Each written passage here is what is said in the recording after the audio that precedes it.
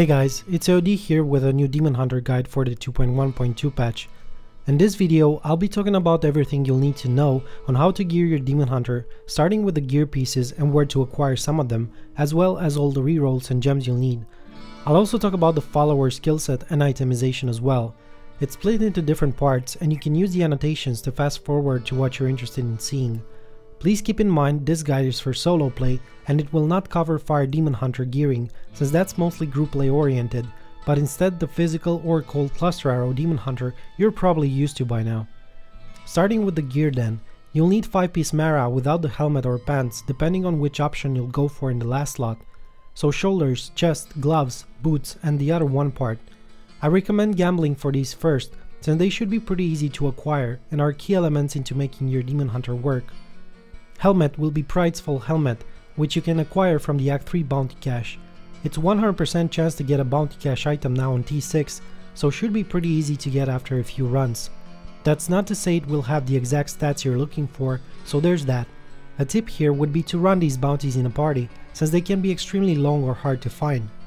A second option would be the Hexing Pants of Mr. Yan for the damage increase and resource regeneration while moving. Depending on how comfortable you are with each type of play, one can prove to be a better option than the other. Prideful Helm buff will drop on Plagued for example, so having a pack with that affix will drop your DPS by a large margin, whereas you'd be just fine with the Hexing Pants. It's a trade-off for whatever suits you best. Bracers will be Reaper's Wraps. The plans for these drop from killing Melthiel, the Act 5 final boss. Quite easy to get a decent pair of even ancient ones, and again it's a craftable item, so you can keep trying. Any amulet will do, but preferably the Hellfire amulet will be the top choice here, with any of the DPS passives or awareness as a special roll on the item. You can watch my previous video of the complete Hellfire amulet farming guide if you don't know how to acquire one, since it covers everything there is to know about it. As a belt, you'll want the Witching Hour for max DPS, or as an alternative, either the Saffron Wrap for resource cost reduction, or the Crown's Belt if you want more movement speed or have been unlucky with drops. The rings, one will be the Ring of Royal Grandeur to drop your set requirements to 5 items instead of 6. This ring is a cash reward from completing the Act 1 bounties. In the other ring slot, you'll want a Stone Jordan for max DPS or Unity if you want to be more tanky. The quiver will be the Bombardier's Rucksack. I'd recommend gambling for this one. As a weapon, you'll want a 2-handed crossbow here. An easy crossbow to acquire is the Arcane Barb since it's craftable, so you can even get an ancient one pretty fast compared to having to wait for drops. Other crossbows such as the Pus Spitter or the Demon Machine would be even better because of the proc on them, or even the Buriza, but we're not all that lucky to get an ancient one with perfect stats drop. We'll discuss stats and rerolls next. Starting with the obvious choices, you'll want sentry damage on your shoulders and chest, as well as main skill damage, in this case cluster arrow, on helmet, boots and quiver. You'll want resource cost reduction on shoulders, gloves, quiver and weapon. This is an extremely important stat to have, and you'll notice the difference straight away the more you get. It's also a key element into managing your Teguk stacks better, having more uptime on it and doing more damage. You'll also be able to get the stacks going faster, since you'll gain 1 stack of damage each time you use a spender, whether it's spamming your cluster arrow or simply placing a new sentry down. Area damage comes close after this, if for example you can't have that resource cost reduction I mentioned earlier. Also best stat combination you can have on your shoulders for example is Dexterity, resource cost reduction, area damage and sentry damage. The bracers, and by those I mean the Reaper's Wraps, should be elemental damage, physical or cold depending on what kind of cluster arrow you're using, dexterity, vitality and crit chance. Moving on to your weapon, which should look like high damage, percent damage, dexterity, resource cost reduction and a socket. The quiver, dexterity, increased attack speed, crit chance, resource cost reduction and cluster arrow damage, and so on and so forth. You want your Prideful Helmet with dexterity, crit chance, cluster arrow and preferably a socket to have even more cooldown reduction at your disposal by socketing in a diamond. This will however drop your toughness by a lot, so keep that in mind if you're having issues surviving. You also want your rings and amulets to have a socket each, so you can have all the 3 legendary gems usable in them. Moving on to the gems then. Zaystone of Vengeance, Bane of the Trapped and Teguk. About Teguk, it's not that friendly of a gem to use, especially if you're a beginner. If you can't handle keeping the stacks up for most of your run, you'd be better off by using the Bane of the Powerful. In the hands of a skilled and proficient player, however, the Teguk gem will provide you with more upfront DPS, especially since it doesn't need an elite pack to kickstart its DPS boost like the latter. Also, don't be discouraged if you drop your stacks often as you start using it. It takes a while getting used to, but it's completely worth it once you get a hang of it.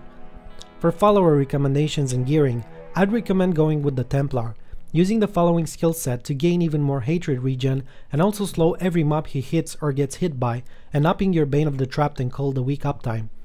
This in conjunction with the Ring of Bulkathos is quite powerful in higher greater rifts. Sadly, I don't have one myself, even though it's supposed to be quite a common drop. You'll have the Heal as your level 5 skill, Intimidate to slow the mobs that your Templar hits or gets hit by, Charge as the level 15 skill, and in the last slot, Inspire so you can get more hatred regen from him. As a weapon, Thunder Fury would probably be the best option, while as a shield you should equip him with the Freeze of Deflection one, which has a chance to freeze his attackers when he blocks.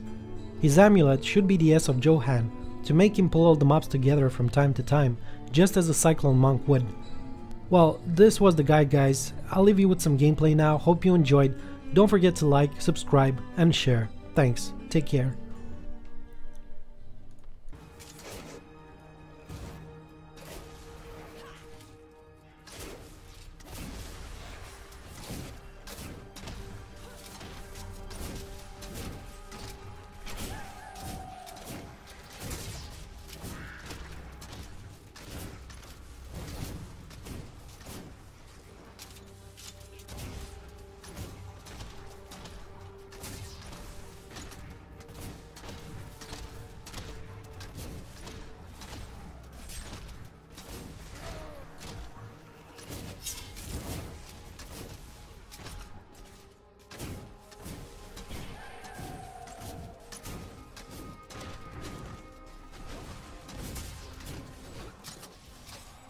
No, I will not do that.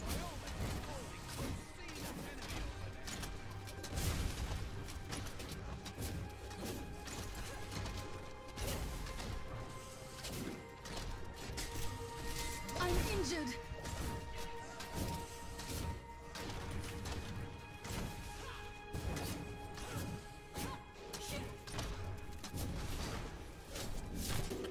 You won't survive that.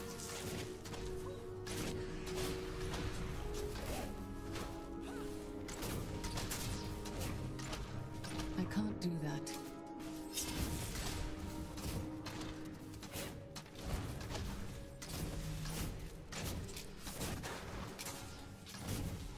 No, I will not do that.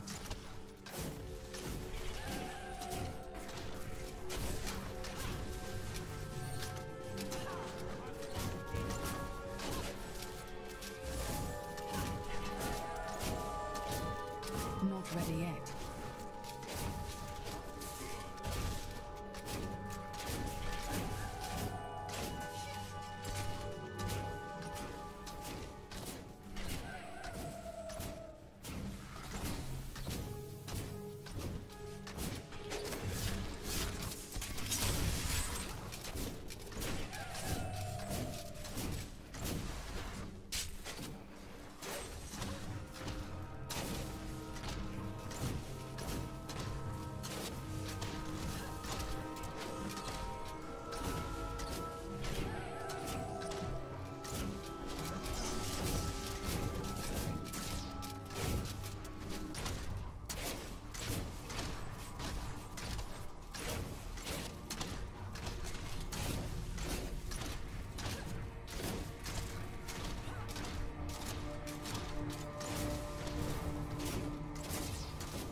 Need more time.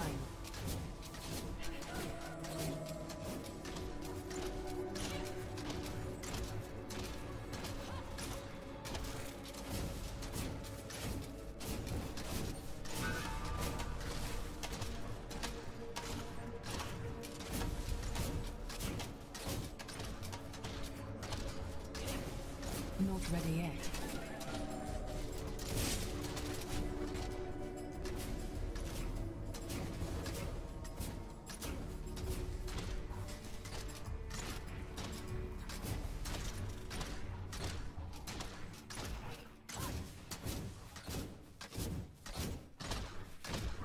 I'm still waiting.